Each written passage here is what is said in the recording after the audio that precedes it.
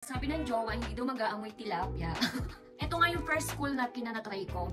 At pagbukas mo pa lang, maamoy mo na agad yung pagka-amoy menthol niya.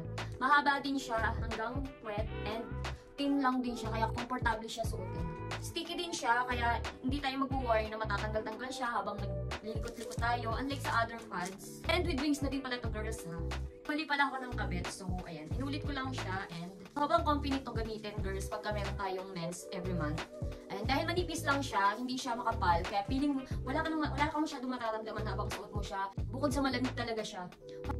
Parang naka-aircon ang kipi mo. Plus, mabango siya, kaya no more fear sa amoy and lagkit. Kasi mabango talaga siya. Eh, sabi ng jowa, hindi daw mag-aamoy tilapia. Ipagod ka na sa mainit at discomfort na feeling while during our period, try to switch. Try nyo tong, soapy, cool, fresh napkin. Try nyo lang isa, tapos pag nasiyahan kayo sa feeling na comfy feeling na mabibigay sa inyo, di bumili ulit kayo, mag-stock ulit kayo. Lagay ko na lang yung yellow basket dyan sa baba. Try na. You will thank me later. Bye! Maliligo na ako!